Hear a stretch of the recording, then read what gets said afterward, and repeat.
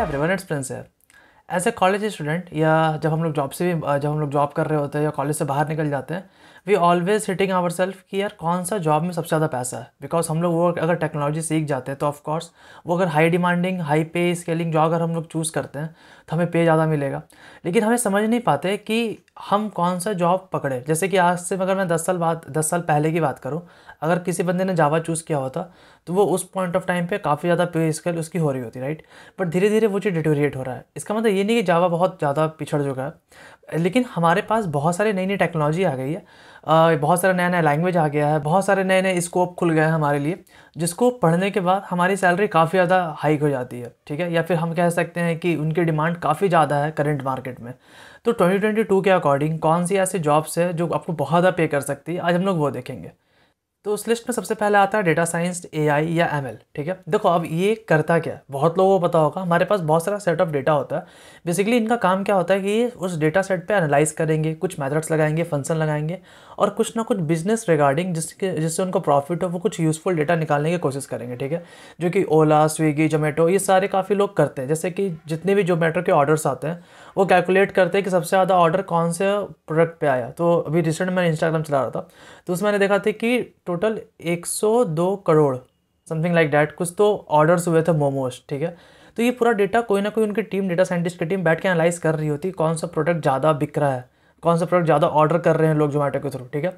तो फिर वो उन पे कुछ ना कुछ डिस्काउंट लगा सकती है, कुछ प्रोमो कोड लगा सकती है। तो ये पूरा फिजिबल कैसे, वो डेटा साइंटिस्ट के थ्रू, क्योंकि वो बहुत सारे डेटा एनालाइज कर रहे हैं। एआई या एमएल मॉडल क्या कर सकता है, जैसे कि बेसिकली उन्हें क्या करना होता है कि उनको कुछ ना कुछ एआई के मॉडल डेवलप करने होते हैं, deep learning, machine learning use करके। वो कुछ ना कुछ आपको ऑटोमेटिक सजेस्ट कर रहा होता है। जैसे कि आप अगर बहुत ज़्यादा मोमोज पसंद करते हो या डोसा पसंद करते हो, ठीक है, तो आपको वो उसके अकॉर्डिंग अपने आपके चॉइस के अकॉर्डिंग वो आपको ऑटो रिकमेंड करना स्टार्ट कर देगा। तो जो कि आप क्या करोगे फिर जोमेटो पे या स्विगी पे वट एवर यू वांट, आप उन पे ऑर्डर प्लेस कर सकते हो। तो इस तरह से ये एआई का सिस्टम वर्क करता है। अगर आप ये सारी लैंग्वेजेस सीखना चाहते हो कि आप इस पे कैसे वर्क कर सकते हो, तो पहला आता है प्रोग्रामिंग लैंग्वेज। आपको उसके रिगार्डिंग प्रोग्रामिंग लैंग्वेज पढ़ना पड़ेगा। मोस्ट प्रोबेबली यहाँ पाइथन चलता है। मैथमेटिकल स्किल्स होने चाहिए, of course there is lots of equations in ML AI, जो अभी तक मैंने आज तक तो किया नहीं, बट मेरे दोस्त ने किया, वो बताते हैं कि हाँ मैथमेटिक्स आपको आनी चाहिए। मशीन लर्निंग जो कि आप सीख जाओगे। डेटा विजुअलाइजेशन टेक्निक्स, क्योंकि बहुत सारे set of pool of data bases होते हैं, आप उसको कैसे विजुअलाइज कर रहे हो, उसका टेक्निक क्या है, एमएल के एल्गोरिथम्स, मशीन लर्निंग के algorithms, natural language processing.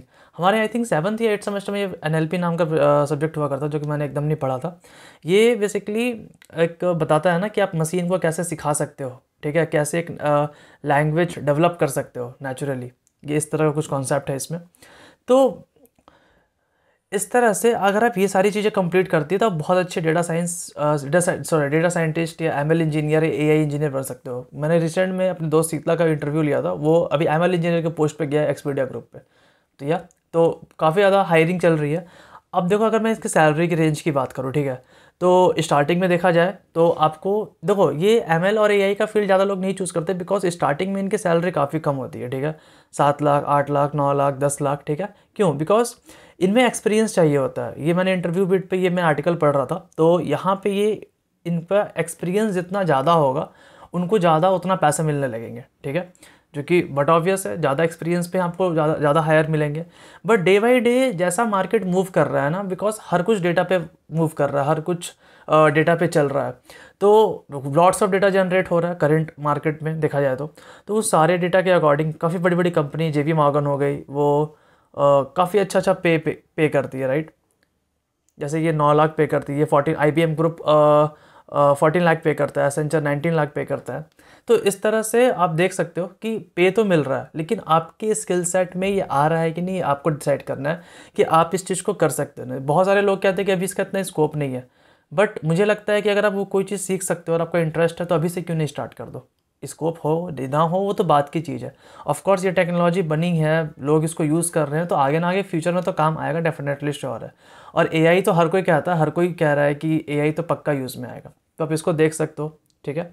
Now second cheese, full stack developer. Of course ये करंट मार्केट में भी चल रहा है। हम लोग जितना भी लोग कॉलेज से ग्रेजुएट होते हैं, पास होते हैं, उसके बाद जनरली लोग फुल स्टैक डेवलपर में जा रहे होते हैं या फिर किसी प्रोडक्ट में जा रहे होते हैं। प्रोडक्ट बेस्ड कंपनी की बात करें तो कुछ प्रोडक्ट होता है, but most probably full stack developer इसलिए ज़्यादा है बिकॉज अब देखो हर कोई जो छोटे छोटे शॉप्स होते हैं, ठीक है, एवरीवन वांट कि उनका खुद का वेबसाइट हो, ठीक है।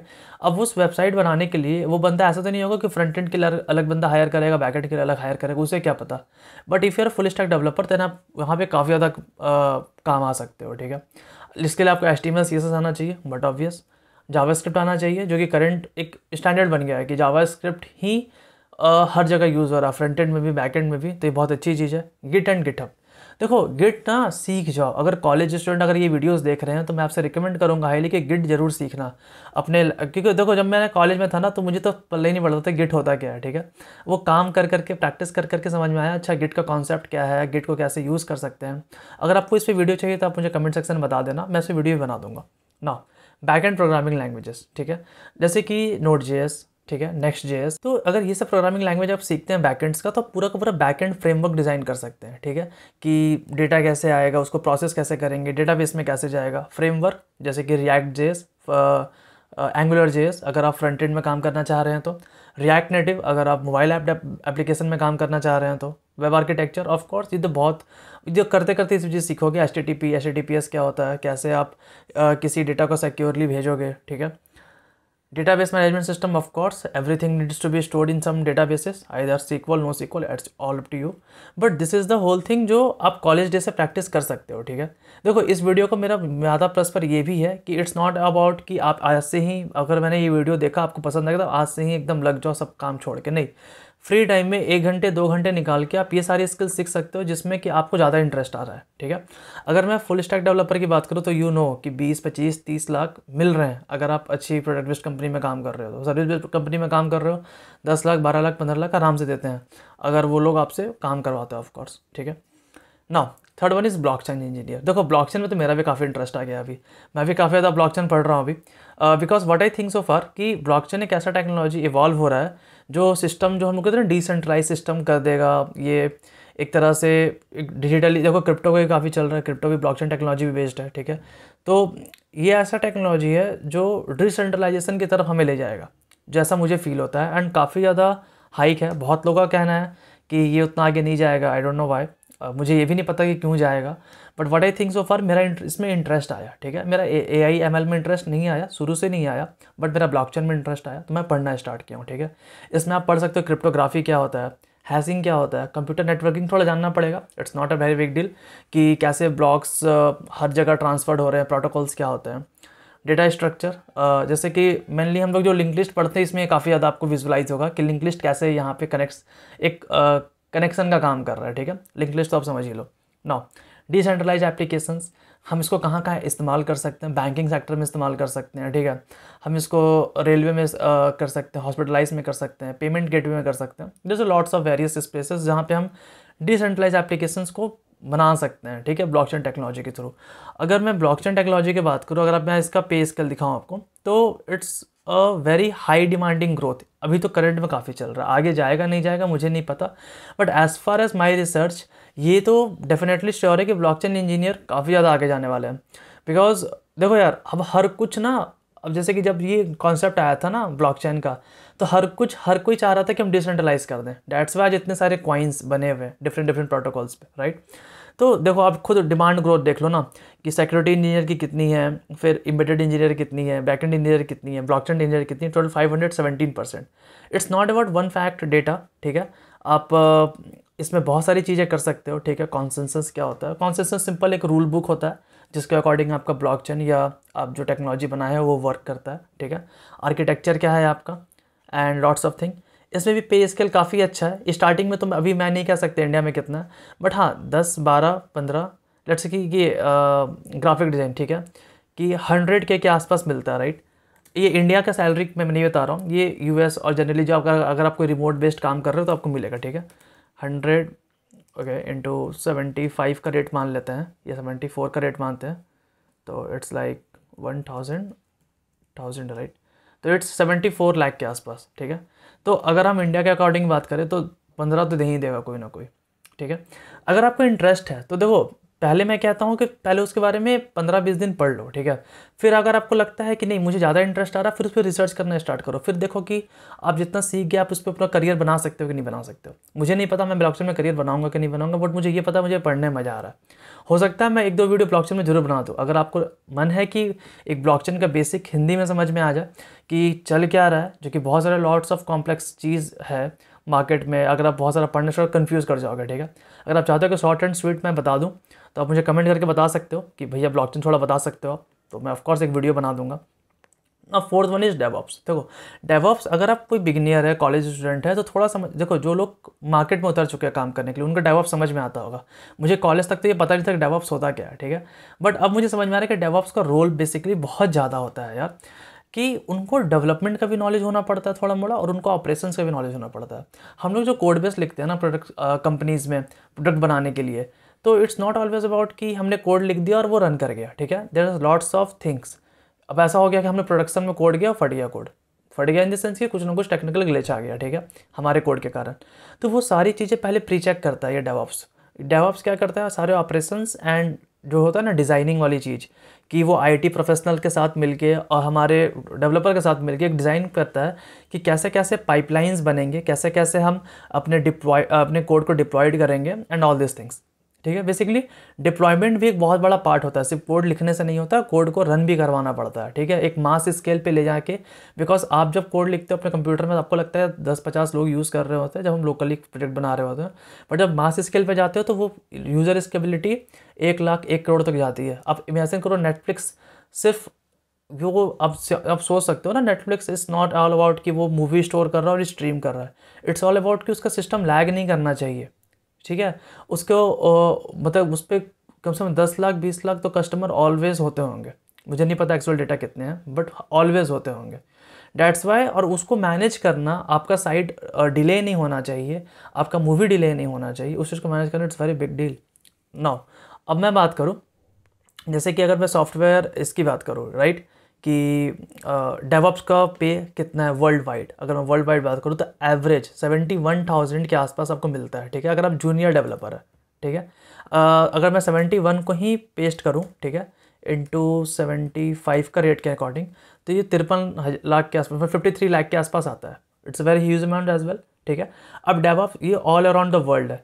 मैं आपको एक चीज़ और जरूर बोलूँगा, ठीक है, इट्स नॉट अबाउट कि आप एक पर्टिकुलर कंपनी के अराउंड फोकस करो, आप थोड़ा रिमोट वर्क भी खोजा करो, ठीक है। बिकॉज ऐसे बहुत सारे फॉरेन में जॉब्स होते हैं, ठीक है, जो हमें नहीं पता लग पाता करेंटली, लेकिन वो काफ़ी अच्छा पे कर रही होती है। तो आप ये से जो arc.dev एक वेबसाइट है जो मुझे रिसेंट में मिली थी, and it's very helpful for me as well, because इसमें काफ़ी ज़्यादा जॉब्स आप फाइंड कर सकते हो एज अ डेवलपर। फॉरेन के जॉब्स फाइंड कर सकते हो, रिमोट वर्क बेसिकली जिसे हम कहते हैं, और वो पे भी अच्छा करती है। तो ये बेनिफिट है, बिकॉज इंडिया में थोड़ा स्टैंडर्ड पे का कम है, आई डोंट नो वाई। तो या आपको पता तो आप प्लीज़ कमेंट करके बताओ, मुझे भी पता चले।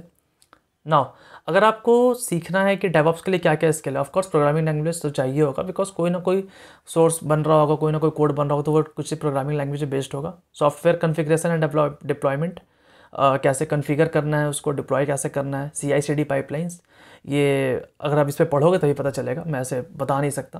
बेसिकली इट्स लाइक कि जब भी हम लोग डिप्लॉय करते हैं कोड को, तो उसको बहुत सारे चेक्स के थ्रू पास होना पड़ता है, राइट। ऑटोमेशन टूल, अब ऐसा नहीं है कि आप हर बार उस चेक्स को मैनुअली पास करोगे, आपको ऑटोमेट भी करने आना चाहिए। जैसे कि अगर मैं बिटबकेट ये सब में बात करूँ, तो ये सारी चीज़ें ऑटोमेट खुद सारे, बहुत सारे प्लगइन्स होते हैं, जेनकिन, ये सब सारे प्लगइन्स ये खुद ऑटोमेट कर देते हैं बहुत सारी चीज़ें। नाउ नेटवर्क एंड सिक्योरिटी आपको आना चाहिए ऑफ कोर्स। तो ये सारी चीज़ें डेवऑप्स में आप कर सकते हो, जिसमें पे स्केल भी काफ़ी अच्छा हमने देखा अभी। Now digital marketing specialist, this is the final and ultimate thing जो मुझे लगता है हर किसी को आना चाहिए, मेरा पर्सनल थॉट है। डिजिटल मार्केटिंग ना 2025 तक लिटरली मतलब 60 से 70 मिलियन जॉब्स नया क्रिएट करेगा, बिकॉज आजकल हर कोई डिजिटलाइज होना चाह रहा है यार। Everyone want YouTube channel, everyone want Instagram influencer, everyone want कि मैं लिंक्डइन में फेमस हूँ, एवरीवन, राइट। तो वो उस चीज़ को मैनेज करने के लिए भी कोई बंदा होना चाहिए, बिकॉज अब एक बंदा सारे प्लेटफॉर्म पे मैनेज नहीं कर सकता। मैं कभी कभी खुद फ्रस्ट्रेट हो जाता हूँ, मुझे लगता है कि यार मैं कैसे मैनेज करूँ, यूट्यूब भी मैनेज करना है, जॉब भी मैनेज करना है, मुझे इंस्टाग्राम भी चलाना है, मुझे लिंक्डइन भी चलाना है। अगर मैं रेगुलर पोस्ट नहीं कर रहा हूँ तो मैं और मतलब मेरी रैंकिंग ऊपर नहीं होगी, तो ये सारा चीज़ें मैनेज करना भी ना इतना आसान नहीं होता है। तो इसके लिए होते हैं डिजिटल मार्केटिंग स्पेशलिस्ट, ठीक है, जो आपकी कंटेंट, आपका प्लेटफॉर्म मैनेज करते हैं वो लोग। तो it's very good thing. Digital marketing is not about only managing, वो कंटेंट भी क्रिएट करते हैं, ठीक है। कंटेंट क्रिएशन भी एक अपने आप में बहुत बड़ा टैलेंट है। और ये लिटरली बहुत ही हाई पेइंग जॉब है यार, मतलब बहुत ही हाई पेइंग जॉब है। और क्योंकि देखो, अगर आपने बोला कि मुझे वीडियो एडिटिंग आती है, ठीक है, और किसी ने बोला कि हाँ भाई कर दे, तो तुम क्या रेट बोलोगे? 5,000, 10,000, 15,000, 20,000? एक फिक्स रेट नहीं है ना, ये आपकी स्किल्स के ऊपर है। एंड स्किल्स का कोई रेट नहीं होता, वो बस डिमांड और सप्लाई पे गेम चलता है। तो मेरा बस ये कहना है कि गाइस प्लीज़, अगर आपको लगता है कि आप कुछ नया, आपके पास टाइम है, अगर आप ये सारी स्किल्स सीख सकते हो, तो कोई एक स्किल में इंटरेस्ट बनाओ और उसको सीखो टाइम निकाल के। यूट्यूब सर्च करो, वेबसाइट सर्च करो, आर्टिकल्स पढ़ो, medium.com पढ़ो, कुछ भी पढ़ो, लेकिन एटलीस्ट एक टारगेटेड लेके पूरा करो। ये बहुत हेल्पफुल होगा आने वाला टाइम में यार। एंड अगर आपको इसमें कुछ अच्छा लगा तो प्लीज़ मुझे बताओ, मैं हो सकता है उस पर और रिसर्च करके मैं आप पे वीडियोज़ लाऊँ। ब्लॉकचेन फिलहाल मैं पढ़ रहा हूँ, तो मुझे सोच रहा हूँ कि मैं ब्लॉकचेन में वीडियोज़ बनाऊँगा। If you like and want, then please comment me also. And yeah, that's all guys. I hope आपको वीडियो अच्छा लगा। वीडियो अच्छा लगा प्लीज़ सब्सक्राइब करना, चैनल को लाइक करना, शेयर करना, एंड प्लीज़ थोड़ा सपोर्ट करो मुझे, because it's really need me right now, because अपन बहुत जल्दी 20 के सब्सक्राइबर होने वाले हैं। तो या लेट्स सी, मिलते हैं नेक्स्ट वीडियो में। बाय।